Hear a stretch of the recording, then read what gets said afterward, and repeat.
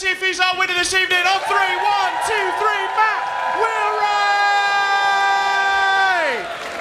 All right, Manchester, are we well? Fantastic. Right, I'm just going to move him over here so you don't get us confused.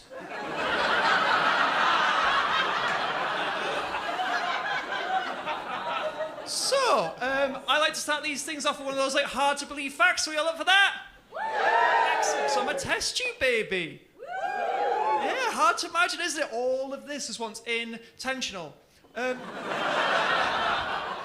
mean, it really does go to show we're not all designer babies. Some of us are very much better described as knockoffs. But I do worry about bringing this up on stage because, infertility is a very serious topic. And then there might be people here considering IVF as an option.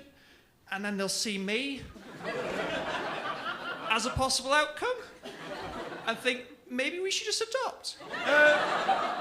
I also worry it makes me sound cooler than I am because, being grown in a lab sounds very sci-fi, very interesting, but all it really means is that my conception was relatively sexist and a little bit messy, which is how I've lived my life since then. So, start as you meet and go on.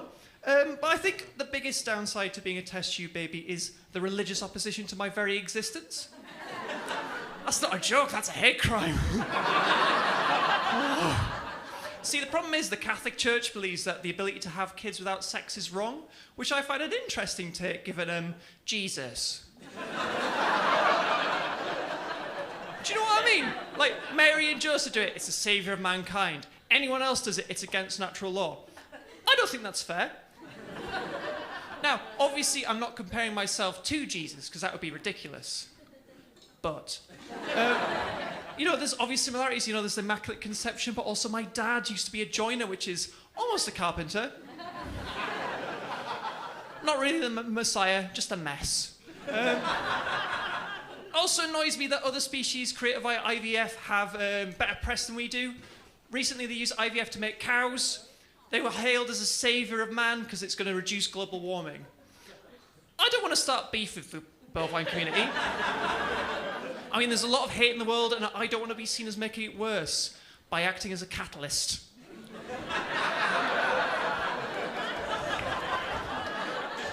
So I'm neurodivergent. I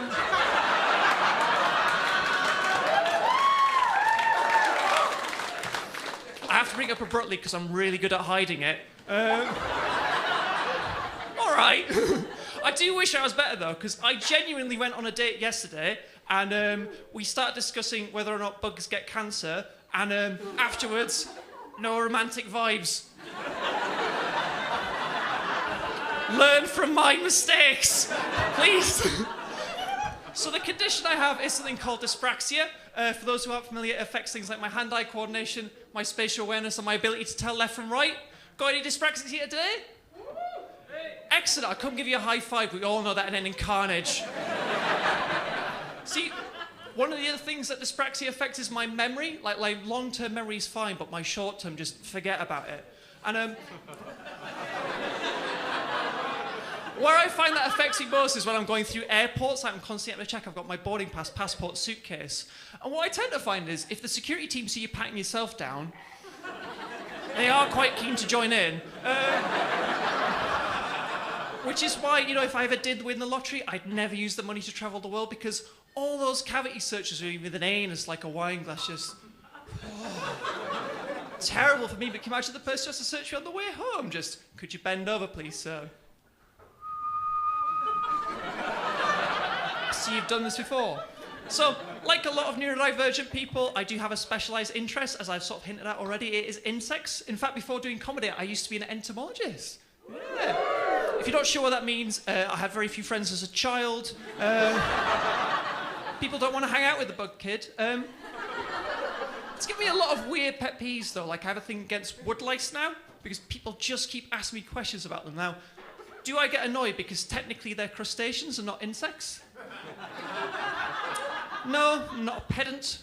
I just get annoyed because people keep asking me about woodlice, but they fail to consider, could lice or should lice? I also have a thing against the nursery rhyme Ladybird, Ladybird. Have we all heard of Ladybird, Ladybird? Yeah. Some yeses, some nos? That's fine. I have a copy here. Gareth promised poetry, I'm gonna deliver.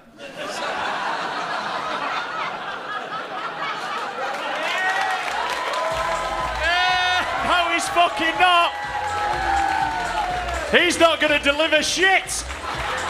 Give it up, though. Matt Wheelwright makes the 5.